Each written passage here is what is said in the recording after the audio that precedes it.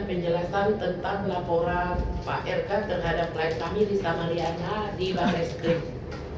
Bahwa besok tanggal 15 Juli 2025 klien kami Lisa Mariana telah dipanggil oleh Barreskrim untuk dimintai keterangannya sebagai saksi. Dan tadi siang saya bertuah di Enam KPA bersama dengan Pak John ke Barreskrim.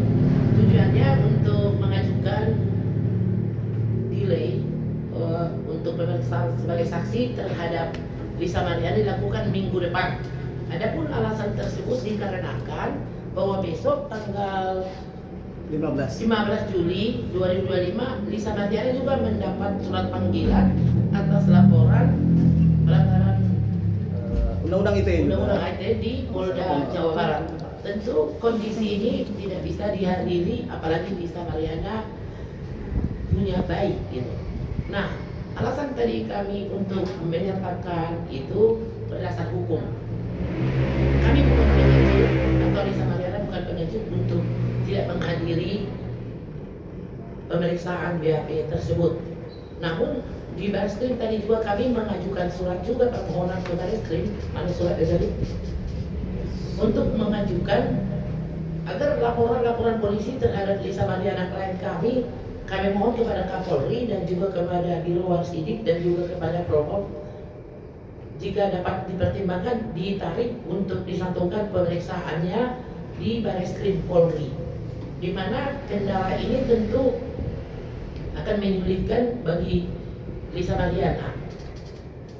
Di dalam hal tersebut tadi kami sampaikan juga alasan secara lisan bahwa patut diduga ada rangkaian kriminalisasi terhadap klien kami Lisa Mariana, di mana undang-undang IT yang dilaporkan pelanggaran itu di Bandung terjadi beberapa tahun yang lalu ya.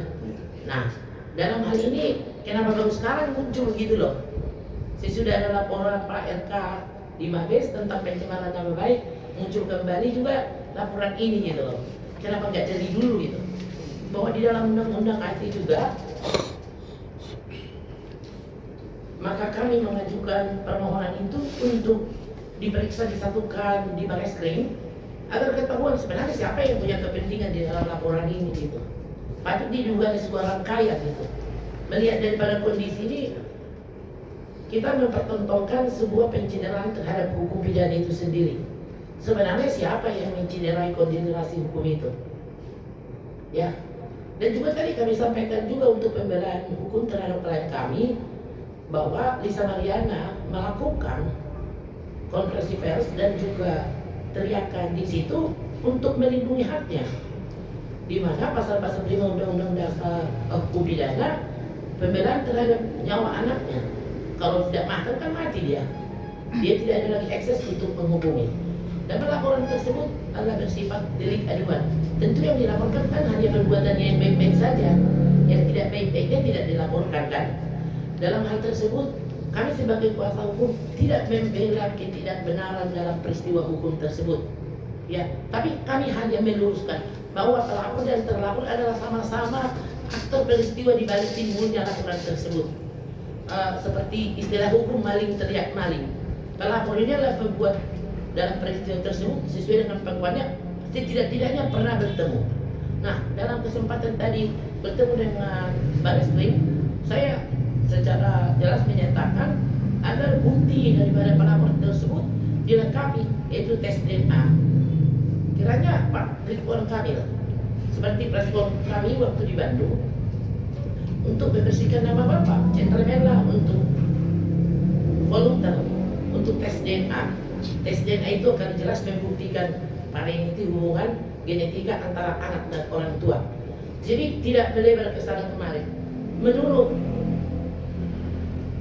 pandangan kami sebagai kuasa hukum dari Lisa, rangkaian laporan di Bandung ini patut diduga ada keterkaitan menyulitkan gitu. Jadi terpaksa kita harus tunda salah satunya. Yang kedua, dalam hal pengadilan kami juga cukup gentleman untuk hadir, kami tidak pengecut.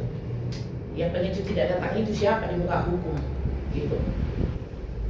Dan melihat ini betapa banyaknya seperti senjata yang harus masuk ditembakkan untuk menembak Lisa Mariana.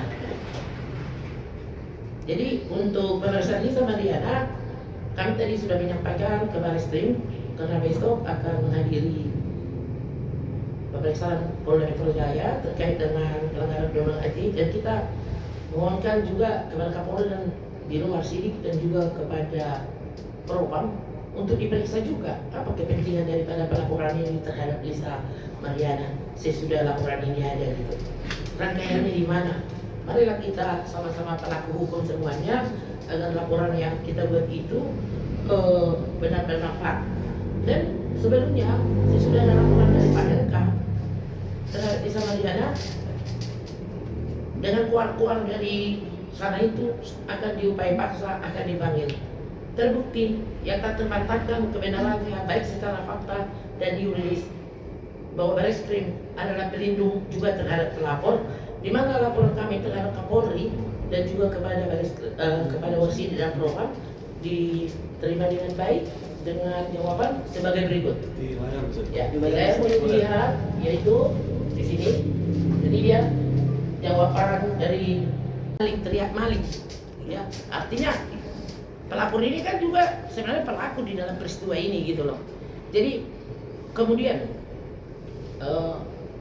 dalam perjalanannya sebelumnya kita sudah melakukan ya upaya mengundang mediasi, tapi mereka tidak menanggapi.